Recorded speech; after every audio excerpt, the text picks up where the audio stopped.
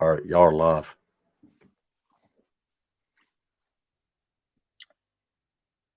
All right. Welcome everyone to Marketing Best Practices to Boost Your Game's Launch with Xsolla funding. Thanks everyone for being here today. We're so excited to have you. We got some really great speakers with us and some really awesome and interesting topics to discuss. So we're going to kick it off here. I'm Lawrence Mean. I'm Director of Partner Experience with Xsolla. I've been working with Xsolla for almost 4.5 years now, and I focus on our digital marketing efforts and our funding efforts, matching developers with investors. I have some great panelists with me here today, so I'm going to go ahead and let them introduce themselves, and then we'll dive into a little bit about Xsolla funding, and then we'll jump right into the topics after that. So to kick off, I will hand it over to Chris Amaya for her introduction. Hey there, I'm Christina Amaya. I am president and co-founder of Latinx in Gaming, and I'm also director of festivals at DreamHack. I have years of experience in marketing, events, social media, and community management in the gaming industry. Nice to meet y'all. Great. Now I'm going to hand it over to Christy. Hi, everyone. I'm excited and proud to be here. I'm the head of operations at Pattern. I've been with the company for almost 2 years now.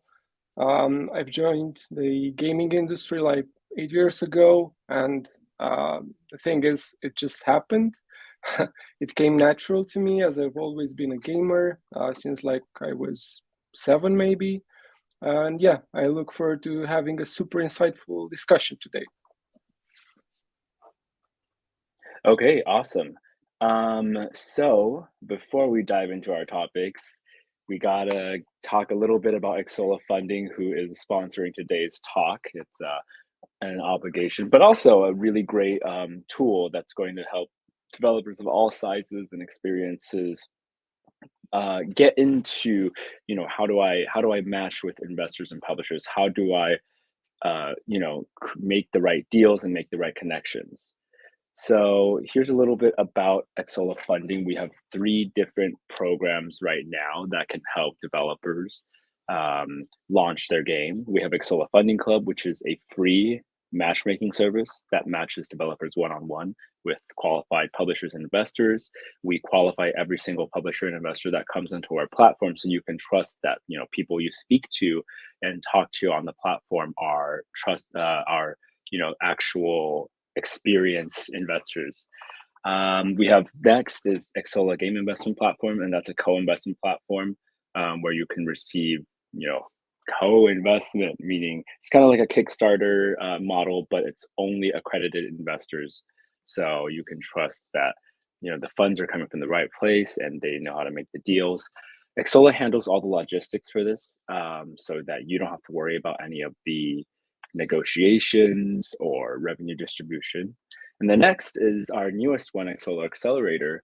And this is a 16-week intensive program that teaches everything you need to know about launching and publishing your game. So we teach things like unique selling proposition, how to market your game,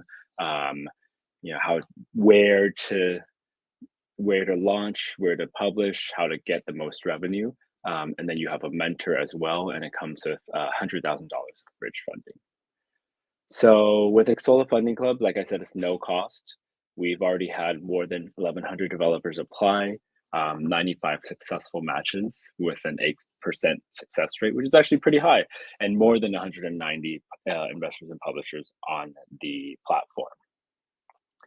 And then Game Investment Platform, it is a revenue-based co-investment, so you can retain equity on your game. You don't lose any control of your studio. Basically, what happens with all of these is you share revenue after your game launches, so it doesn't cost anything to you to get the investment in the first place. And then Accelerator, I won't dive too far into it, but yeah, 16-week program, 100K bridge funding, and personalized mentorship. Applying is really easy. This is the information you need. We require just a basic game information, but of course we recommend that you have a gameplay video, playable build is going to be your best. It's going to give you the best chance of finding an investor or publisher, and of course, a strong pitch deck. So, without further ado, let's dive right into the topics today that we're going to be talking about. So, of course, our focus is going to be on marketing your game, but we're really going to talk about how to mobilize your community, get involved, and also how to connect very deeply with audiences and get them interested. So to kick off, let's have an overview of what's going on in game marketing right now. For you guys, Chris and Christy, how would you guys describe the current state of game marketing? Like, what are some of the biggest challenges that developers are facing, and what are some things that may be easier now than they were in the past? So I'm going to hand it off to Christy first. Yeah, thank you. First, the gaming industry in general, especially the indie gaming industry, is really at its peak right now, and it has been like this for a while. There are so many crazy good ideas coming out every year. It's really incredible. And I found this statistic for you, which says that 31% more PC and console gamers played indie games in the past year compared to 2021. So this is super, super important. Now, about game marketing, this is exceptionally important in our social media dominant world. I've recently read an article that stated, I think it was 40% of all games which are released, they don't even get a single written review, which is quite sad. It's quite obvious that some of these games have probably failed in terms of developing and deploying a strong marketing strategy, which is key. And now, as you know, game marketing is more sophisticated than ever. A successful game usually checks every box, like from trailer to copy to aesthetics, to story to building a community on social media, and the list goes on and on. At the same time, AAA development seems to be declining in popularity. And this is very telling in the sense that you cannot rely entirely on like unlimited resources. You really must do way more than that to stay relevant. And an important thing to keep in mind regarding game marketing, once again, and this is also a quick tip for all developers out there, is that you must be super careful about market saturation. So remember, there are tons of games releasing in almost every genre. And yes, the major challenge is always to stand out. Okay, great. Yeah, I mean, that's a really great overview. Now I'm going to hand it over to Chris. So Hey, yeah, definitely good points about market oversaturation. And in general, when it comes to marketing right now, we used to have more long form marketing. If you think about like what people would watch, etc., videos were longer, presentations were longer, and now even within film and media, you're noticing that there's a shorter attention span and things are made for shorter marketing forms. So TikTok is really prevalent right now, whereas before, YouTube longer form marketing was more prevalent. So we're really seeing people get more views off of shorter term content and more viral moments. The problem with viral moments and virality in general is that it is actually really difficult to go viral, and it is really difficult to be seen. And oversaturation is a huge issue, right? The amount of games being released is an issue. And so how do you compete against a whole team of people from an indie perspective, when like an EA game, for example, has one person alone dedicated to TikTok content curation and creation? So it's definitely interesting to try to find ways to be viral. And I think what works really well within the Gen Z and the younger generations is authenticity. So I think that there's a movement towards authentic voices, a movement away from the more corporate sounding stuff, and a movement towards kind of having shared experiences. Yeah, all great points. I mean, with the whole market saturation thing, our daily lives are also becoming saturated with input and content and ads and everything. So it's really, really increasingly more challenging to grab people's attention, even hold it for that short 10, 15-second clip. Now, talking about clips, a lot of our interaction now is on the phone, it's through video. We don't really do as much stuff that's like physical. But so in terms of trailers, right? I really wanted to tap a little bit into Christie's expertise here, since you guys are a trailer house. What is the best thing an indie developer can do when it comes to creating a trailer now in this current market? Yeah, that's a very good question. I'll start with the types of trailers first. So there are mainly two types of game trailers. There are story trailers and there are gameplay trailers. So for the story trailers, they give you a sense of the mood of the game, while of course also introducing the story. But many times the studio releases a story trailer first, then later on they release a gameplay trailer. At least this is the usual recipe. And this is because cinematic trailers can be created before the actual gameplay is fully polished and finished. So as I said, the main point of a game trailer is to basically convey the mood of the game. There are many games that cannot be fully conveyed to a customer or to a potential player with a very short video. So most of the times pre-rendered footage is mandatory.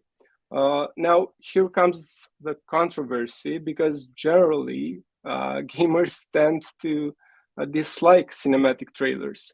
They much prefer gameplay videos with actual in-game footage. Of course, this is a very polarizing subject. It also depends on the genre and the market. A good game trailer usually manages to capture the tone of the game. It's not always about including gameplay, but about successfully capturing the whole atmosphere and, of course, getting people excited. And I'll give you a few practical tips for creating a good indie game trailer. First of all, you have to do a lot of research on your market and your competitors. You will find that maybe you might even need to create a different trailer for each market. Second, adjust your strategy based on the channel, because what works on YouTube, let's say, might not work very well on TikTok or on Twitter or on, I don't know, Reddit maybe. Then keep it short. Don't be afraid to go below maybe 2 minutes. Include gameplay footage. As I said earlier, this is widely requested by players. It's important to balance it out with cinematic scenes, maybe even a voiceover. Make sure to show how the game plays, what its objectives are, and so on. This is really important. Choose an engaging soundtrack that needs to go very well with the footage.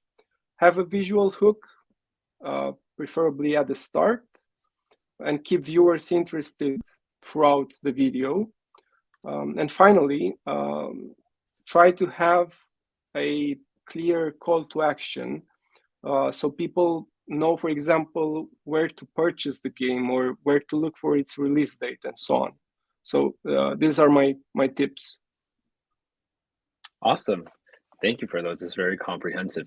Now, for indie developers, a lot of times resource can be an issue for them. And so is there a particular platform that they should prioritize their trailer for if they only have, I can only in this time make a trailer for this? That'll be most successful. Yeah, this depends very much on the market itself. As I said, a market the market is key here, because some markets might prefer YouTube. Like here in Romania, people much likely prefer YouTube, but also they prefer TikTok. Other markets might prefer things like Reddit or Twitter. So you have to do your research very well beforehand. Gotcha. Makes a lot of sense.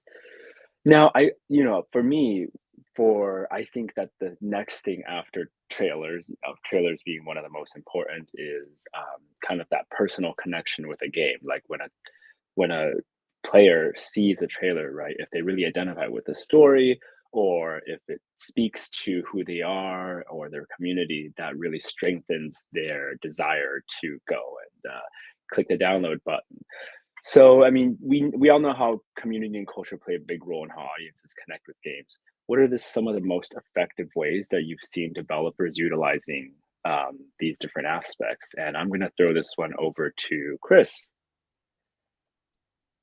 I was like, Christy, I was telling Lawrence, man, these names are throwing me absolutely off. I'll say Christina. Yes. Okay. Also, sorry, just to change a little bit. People keep asking what the accelerator is, Lawrence. If you want to answer that. So I'll go into the accelerator a little bit at the end, but you can learn more at xsolla.com/accelerator. You basically apply through our Xsolla Funding Club program, which is the entry point to all of our different funding platforms. So we'll talk about it a little bit more at the end, but it's a very simple sign-up process. Awesome. Sorry, I wanted to answer them while they were still asking in the chat and have it visible. And thank you for going along with that. Sorry, do you mind repeating the question? My brain is so foggy these days, so apologies. Yes, no problem. So community and culture, they play a really big role in how players connect with games, right? And of course, everything in the world.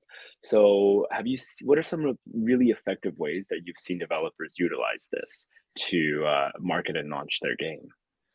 I think the first question you have to ask yourself as a developer is, what is the overarching narrative of your game? I'm going to use a game that recently just came out called OFK. It's an indie game that was made by Teddy Deef and a small group of indies together. And this game is a music game, and it's based around musicians coming together and eventually making music through all the trials and tribulations. It's kind of a slice of life game. So the way that they're marketing their game is they're building a audience and a community of creatives, of people who might feel a little bit disenfranchised, people that are in the music scene in general, and really the queer community is a major part of their activation. So they have marketed heavily towards the queer community, and they've built around the queer community. Their merchandise really feels, towards a certain lifestyle subset and brand. The way they are thoughtful in their activations, the way their brand voice is. So everything they are doing, from brand voice to colors to swag, all the way to community activation ideas that they have, are all built around a certain group of people. So oftentimes what I will do at the start of a project is build personas, the type of people that might be activating or interested within the community. So at DreamHack, I've built 6 total personas that work for the different types of people that might come. Obviously, 6 types of people, there's way more than that. But some of them are hardcore gamers that are, younger and just only come to DreamHack for Fortnite, right? And so we try to think of how we advertise to that person and how we build around that person, and not just when the game launches, right? But you're thinking about before, after, and sustainability long term. So you need to build a plan from the start of your marketing, which should be at least a year out if you can. It can be shorter, obviously, again, I know with indies, there's a shorter timeline. And then past that, how do you get people to purchase during the Steam sale? Are there events that happen, such as June Pride or Pride in July, depending on what country you're in, that you can advertise to? And I think those are different things that you have to think of and are important. Yeah, definitely. Building it in as an overarching part of your marketing strategy is going to be really key. And Christy, how about you? Any thoughts on community and culture? The first thing that came to my mind was, I think, the Travis Scott and Fortnite collaboration, which like clashed two different cultures. Then there's a lot of other examples like Lil Nas X and League of Legends. I think it was Balenciaga and Fortnite. I think it was also Gucci and Roblox, and the list, I think, goes on forever. So basically, I think this these realities which are clashing and turning video games into a playground for different industries is really has a really bright future. And I think, of course, developers have to embrace this trend, but also aim for like developing those type of collaborations for other types of games, maybe less mainstream, less popular games, to expand their target audience. So this might be another layer of or another tactic for them to use in order to expand their audience. Okay, awesome. Now, I did want to take a moment in this topic to dive a little bit into developer community specifically because now, Christina, you are the president of Latinx in gaming. I think that us as developers and gamers, we're all a little bit introverted, of course. So sometimes it can be hard to break into these communities or think that, do I really need to do it? So can you talk a little bit about that? What are some of like the benefits and like why should people get into these developer communities and what are some of the best ways to do it? I'll plug Latinx a little bit. Thanks for that. So from Latinx and gaming's perspective, we are here to help people get jobs, to help elevation and visibility within the gaming industry for Latinos and underrepresented folks. So if you fall in that category, like we are super open to having you be involved and get jobs or get visibility for your stuff. That said, we're not the only community like that, right? There are women in games. There's also local chapters of the IGDA. I know Seattle has one. I know Mexico City has one, and you can get involved that way. There's also events that happen locally that you can go to. If you are introverted and public speaking or kind of getting to know people like that does give you anxiety, there are virtual events you can attend. You can join Discords. You can interact in those fashions. Twitter used to be like a really big place to talk, but people might be moving on to Hive or Mastodon. And also like, don't be afraid to start stuff on your own if you know some local devs. Like that is how some of the communities I've created started, where I, moved to a new city like New York or DC, and I didn't know anybody. So I started a local gaming community and it grew and it grew and it grew. And I'm lucky that those things happen. So those are just kind of some of the general tips that I have. Yeah, really great. I mean, I know that in America we have a ton of different local chapters. In your region, Christy, do you guys have those sort of developer communities? Are there any big ones that you know of for developers? There are a few, but there aren't so many. Like there are in America, for example. But we have a few organizations of this type. For example, we have RGDA, which is a big organization here in Romania that like has I think they have like 2 events per year where they gather all these developers and everything. Yeah, but of course there are far fewer than there are in America. Yeah, and well, I mean that's it's you got to find them where you can. But the good thing is some of these communities also have grants that can send you to trade shows, right? And they can connect you with the right industry people. They often have a little bit more leveraging power when it comes to building those industry connections. And I know that we at Xsolla here, we often partner with different small communities and sponsor them and sponsor webinars with them. And that also helps us get in front of developers and get that trustworthy connection with them. Okay. So I'm gonna move on to a question about cultural considerations, and I'll throw this one over to you, Christy. So, with different regions, I know you talked about this a little bit before, right? Mhm. Um, you should research the region before you come up with how you're going to deploy your trailer. I know that culture does play a big part into it. So, what are some specific cultural aspects that people should think about when deciding what regions to launch their game in? Right. This is an intricate subject, so I'll try to keep it rather short. Basically, each region, each country has its own peculiarity, ranging from language to religious beliefs to history to politics and so on. Um, as you know, what's acceptable in one culture can be totally unacceptable in another. So you have to be super careful about this. For example, I know that China has this highly specific set of laws regarding video games.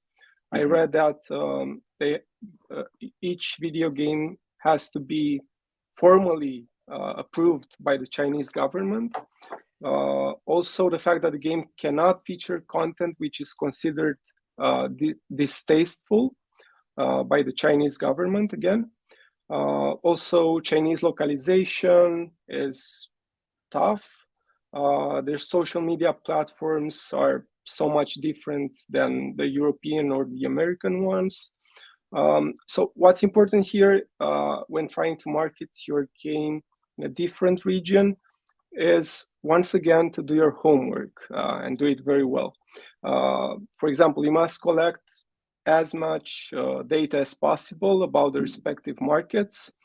For instance, find out what the dominant religion is. This might be super important. How popular your game genre is in the targeted market. Even maybe what dominant artistic and political expression is. And of course, the list goes on. Then there's also the monetization strategy, which should be carefully and also individually developed for each country, since each one has different spending behavior. Some cultures are more likely to make in-app purchases than others. Of course, this is closely related to the economic landscape, which is yet another aspect that needs to be researched in detail. So yeah, it's a really complex subject, but yeah, that's about it, I think. Yeah, yeah, absolutely. I mean, I helped open up our market in China for Xsolla, so I really understand some of the limitations Yeah, that developers have. It's a yeah, gigantic market, but yeah, culturally, the government really doesn't want the youth to get hypnotized by video games. So each right, developer yeah. has to get they have to get an ID and a license to launch their game. Mm-hmm. um, in addition, games that want to launch in China, for example, I think blood is something that they can't show, so it has to be like a Yeah, different color. Like all the yeah, blood of all game, yeah, blood always has to be white for games in China. So things like that. And then even talking about the art, you mentioned the art style. I was yeah, recently just in Korea, and all the games there are like really cute, really like chibi, yeah, like you know, big head, tiny body, big eyes. And yeah, they definitely connect a little bit more with that than like the photorealistic type of game. So that's an interesting thing to consider. Throwing that same question over to Christina, what are some of the specific cultural considerations that people should make when marketing their game? I would always, to start, consult with an expert. And that expert, mm, like if you don't know something, no amount of Googling might be able to give you some random answers. Always Google if you can, of course, but like knowing somebody from that local region or city is really helpful to better understand, you know, cultural nuances within the narrative that you're making and the creative and the marketing. Obviously too, right? Like there's the show of blood and things like that from a larger scale. But if you think about it, like there are certain words that just sound kind of ridiculous or might be off or might be offensive, even within Spanish. Like in Spanish, certain words are curse words in some cities or in some countries, and they don't mean a thing in others. And so it's really important to kind of get those nuances and differences, not just because you have somebody that speaks Spanish or Portuguese, for example, have somebody that's from that region or from that area locally. I think that would be really helpful. Yeah, absolutely. Somebody that you can consult with. And, now it's so globalized, you can reach out to people online, you can find them on Twitter, you can drop them a line. So that definitely makes it a lot easier. Now, one second. Okay, okay, cool. Sorry, just checking my notes. Just checking my notes, everyone, to make sure I haven't missed any questions. Um, I know that for a lot of indie developers, it can, when it comes to going into different regions, it's like, okay, maybe I should just focus on my region, right? Maybe I should just do the US, which is typically what people do, or just do my country. So like what is like an easy for what is an easy step to kind of move from, okay, I'm just going to release the game in my country, to I'm going to release the game in country 1, 2, 3, 4, 5? I'm going to throw that one over to Christy first. Yeah, can you please repeat the question? Sure, absolutely.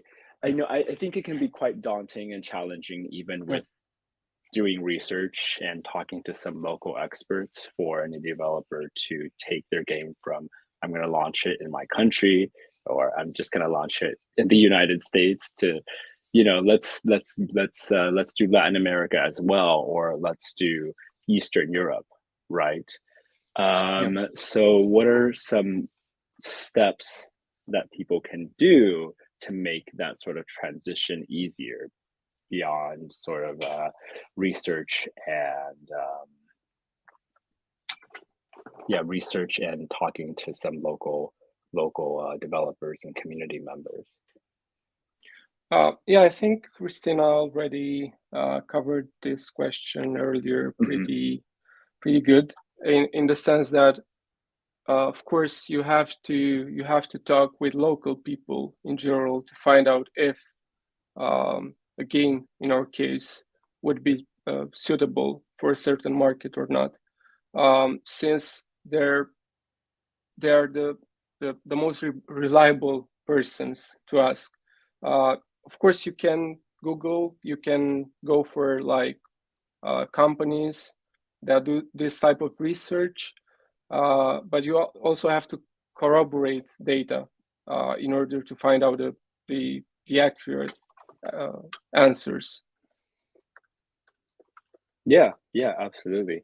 I mean, I think that, you might be surprised by some of the benefits that you'll get from opening into a new market. Maybe your game might really connect, and it is an entire new revenue stream when it comes to thinking about, like, okay, have I saturated my existing market that I'm in? I know that, at least on the payment side, like a quick, Xsolla plug, we do global payments also, and we make it really turnkey for developers to connect and sell their game, or monetize, or do in-game monetization for in pretty much any region, and they don't have to worry about taxes, regulations. They just sign one agreement and say, I want to go into this region, and they go into it. So logistically, there's always ways for you to, take a look and see, are there some corporate, corporate partners that you can partner with to get into some more regions. I think there's a lot of resources out there too. Christina, any thoughts on that topic? Oh, sorry, go ahead, Christy. Sorry, yeah, I just wanted to add something else. Yeah, and it's also really important to look for small data. That is a game changer in the last decade or so. So small data is basically provides marketers with like the right information to make the right decisions. It can drive like super important insights. For example, small data could point to identifying drivers for game success. It can validate or invalidate assumptions about the target, the market, and so on. And this, of course, ultimately reduces the risks of investing in a certain market or a certain product or a certain maybe marketing strategy. And it simply helps you save a lot of money. And as you might know, in the past, there was a lot of like experimenting and guesstimating and making mostly wrong assumptions. Also, there were correct assumptions as well. But this resulted in like money wasted. So you have to look very closely at data. Got it. Yeah. Christina, I wanted to throw this one over to you, making it easier. Steps people can do beyond research and talking to people that can make it less scary, make it less daunting to move from your current region into global region. I think always what's important is to start out with a game plan, and just have everything written down that you can templatize and move over to each region. That doesn't mean that your language or your marketing is an exact copy, but rather you need to have marketing. Your marketing should be live by XYZ. You need to have brand changes if possible or needed for that region. It needs to be done before marketing by XYZ. Having that game plan down in Asana or Trello or whatever you use and having it visible, then you can easily copy it over for each region. Project management, yeah. That's always, I think people don't think about that too much, but project management can really make your life easier. Okay, so we are just a little bit past the half hour, so I wanted to move into sort of the final thoughts that you guys have when it comes to, marketing best practices to boost your game's launch. So I'm gonna kick it over to Christy. Let's talk about your final thoughts, just things you want the developers that are here today listening to leave with. If they take anything away from this fireside chat, right? What are some of the most important things you want them to remember? Yeah, I believe many developers are oftentimes afraid of actually launching their product. And I think deciding when a game is good enough to launch is one of the biggest challenges for an indie game developer, at least. Usually developers tend to spend a lot of time polishing things, and sometimes they take this to the extreme. I think we've all been there before. Also marketing, which we've talked about a lot today, is another major aspect that tends to be completely sometimes forgotten, sometimes overlooked. It's difficult to successfully market a game. There's also no clear recipe to pull this off. It's all about having a good marketing team that truly adds real value to the product.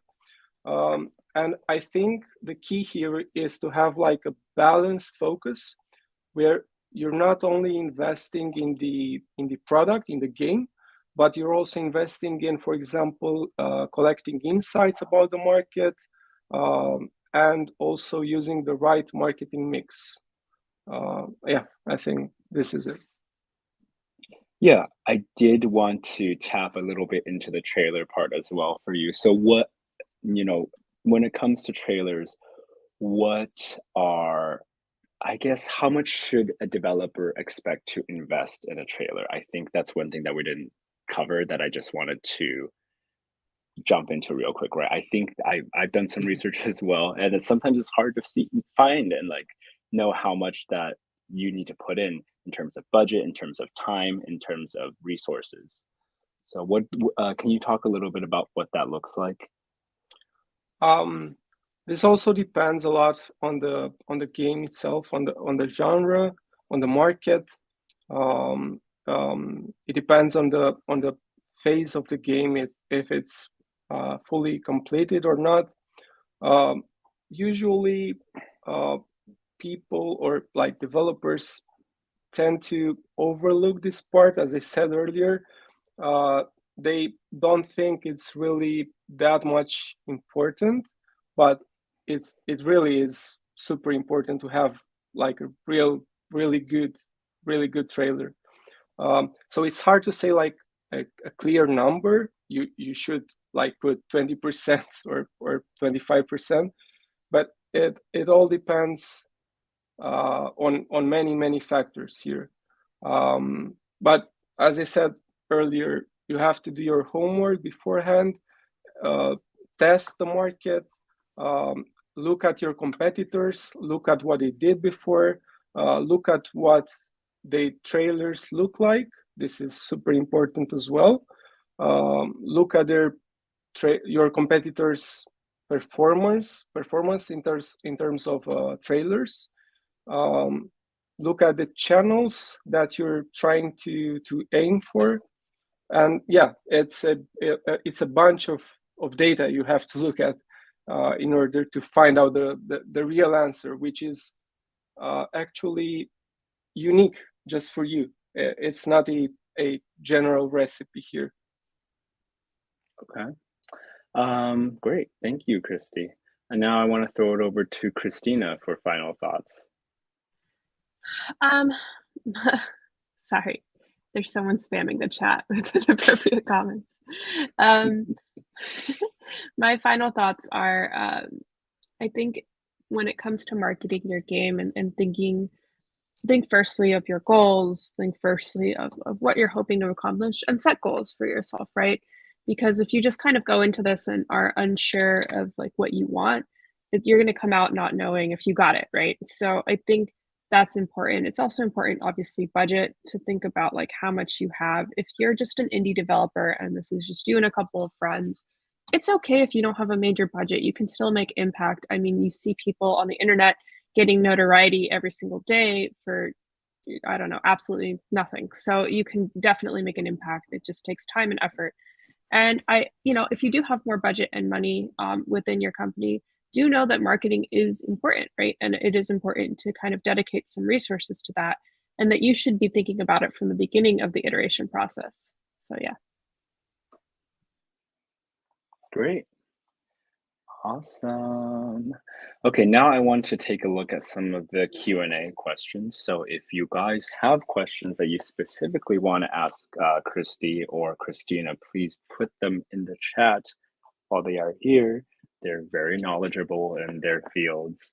So yes, so I mean, I'll go ahead and dive into some of the first ones that we have, which is about Xsolla Accelerator.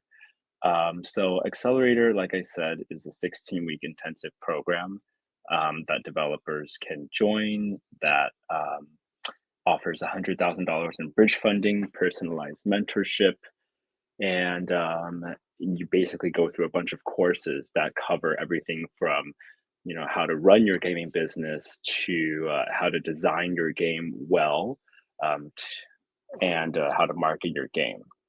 The way that you can sign up for this is just sign up through Xsolla Funding Club. It's the entry point for every single funding program at Xsolla. So it's the same information that is needed and the same link here. If you do want to learn more about Accelerator, you can just go to the URL is very easy, xsolla.com/accelerator, and that will take you through the information about the program and how to apply. But it's very easy to apply, just the same application as Xsolla Funding Club, and there will be a checkbox to mark for Accelerator, and that will put you into consideration for the program. Yes. All right. Do we have any other questions that I can answer, or Christy or Christina can answer for you? Is there any questions in the Discord? I actually can't see the AMA in the Discord. So if we'll check the Discord after, and then if we happen to not cover what you cover your question, then we'll answer in the Discord. All right. Well, I want to take this time to thank my lovely panelists, Christy and Christina, for joining me today. it's I know we got a little mixed up on the names at the beginning, but we figured it out, and I think we covered some really great topics. And where can people follow? Where can people follow you? Where can people find you? You know, what do you want to plug? Follow us at Latinx in Gaming on Twitter. And then I think also you can follow me on Chris88 on Twitter as well.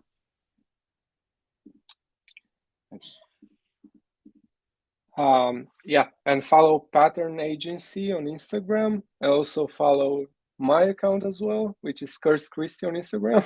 Why not? Yeah, that's it. Thank you very much. Thank you, guys. Arthur, I will respond to your question in Discord if you have it, since we just went through our wrap-ups. And thank you, everyone. Thank you for joining us, and we hope we'll talk to you soon. Thank you. Yeah, thank you so much for doing this. There was one more question here from Arthur. Yes. Did you want to respond to that outside of this, or? Sure. Yes. Let me. Or inside. It's up to you. You can do what you want. You're the one with the red background. You can. So I would say, we have an ebook that is called The Guide to Indie Game Funding. That ebook covers everything that should be in your pitch deck, and how to give a really strong pitch that's comprehensive. So I definitely recommend checking out that ebook and looking at what the details are that you need for your pitch deck to really connect with what investors are looking for. Other than that, your unique selling proposition, your replayability, and keeping your unique selling proposition, replayability, and just a fun factor. Those are all things that you need to consider when creating your playable build or your vertical slice. So those are going to be the strongest things that can help you match with an investor. Sean wanted to know what the Discord in server invite link is. It just discord.gg/Xsolla? In the Indie Game Business Discord. Oh, the Indie Game Business Discord is Twitch. Discord.gg/Indie Game Business. Yeah. So I'll be on there after this chat, and then I'll field any questions that come in. Okay, perfect. Thank you all so much.